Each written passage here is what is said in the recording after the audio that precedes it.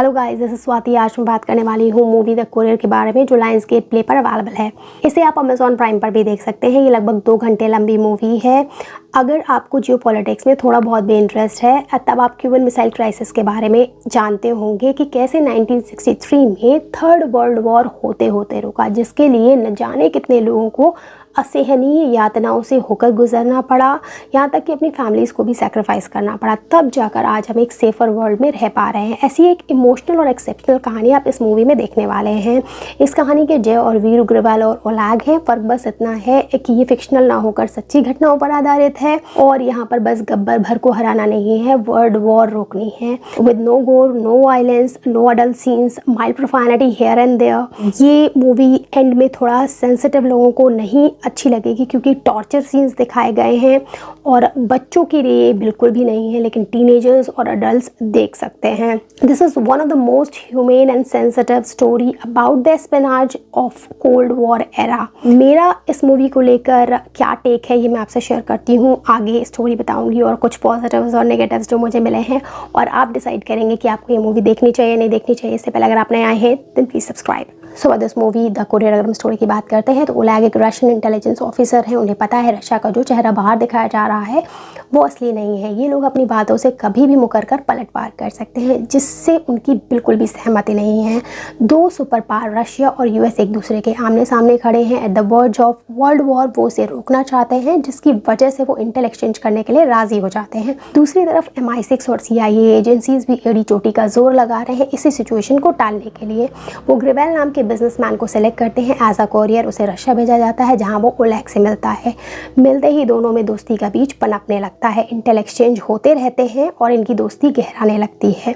धीरे धीरे दोस्ती इतनी ज़्यादा गहरी हो जाती है कि पर्सनल बातें भी एक्सचेंज हो जाती हैं। एक बार ओलैग यूँ ही बताते हैं कि वो रशिया को छोड़कर अमेरिका में बस जाना चाहते हैं अपनी पूरी फैमिली के साथ। एक दिन अचानक ही एजेंसीज ग्रेवाल को मना करते हैं कि अब उन्हें रशिया जाने की कोई ज़रूरत नहीं है, बिकॉज सिचुएशन बहुत ही गंभीर हो गई है और चीज़ें अब खतरों से खाली नहीं हैं। इसके बाद ग्रेवाल के मन में एक फांसी कड़ी रहती है कि आखिर ओलैग का क्या होगा। क्या वहाँ के लोगों को पता चल गया कि वहाँ की इन्फॉर्मेशन ओलैग दे रहा था? क्या उसे वहाँ गद्दार की तरह ट्रीट किया जाएगा? सो वो अपनी जान की बाजी लगाकर ओलैग को बचाने के लिए तैयार हो जाते हैं।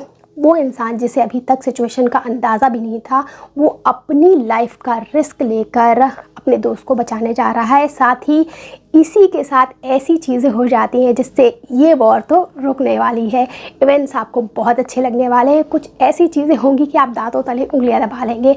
बाकी कुछ पॉजिटिव्स और नेगेटिव्स की बात मैं यहाँ पर करने वाली हूँ। जो सबसे बड़ा और पहला पॉजिटिव मुझे इस मूवी का लगा है वो है इसकी कहानी। This is one of the best period spy drama. इसका स्क्रीन प्ले इतने अच्छे से लिखा गया है कि सीन बाय सीन सारी चीज़ें टेंस होती चली जाती हैं। जो शुरू में चीज़ें आपको बहुत ज़्यादा थ्रिलिंग लग रही होती हैं, इतने हाई पेस में चलती हैं, एंड आते आते आपको एकदम ब्रूटल चीज़ें दिखने लगती हैं। ऐसे टॉर्चर दिखाया जाता है और जो क्लाइमैक्स है वो स्टिंगर की तरह आता है। आप बहुत पेन फील करते हैं, तो कूडोस फॉर दैट। बहुत ही अच्छे से सारी चीज़ों को हम तक पहुँचाया गया है।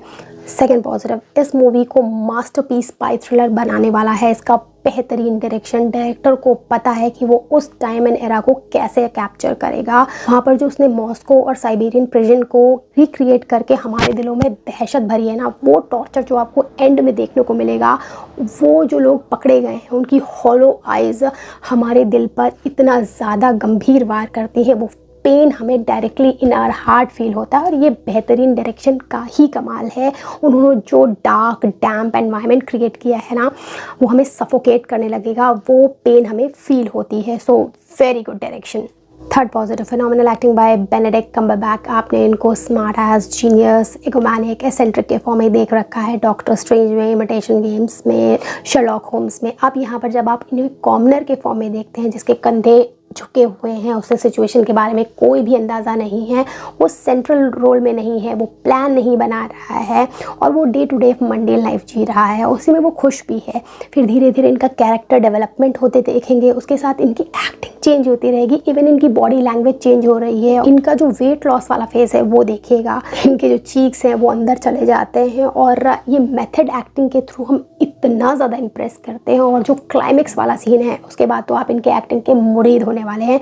साथ ही ओलैग और शीला की भी एक्टिंग मुझे बहुत ही ज़्यादा पसंद आई है।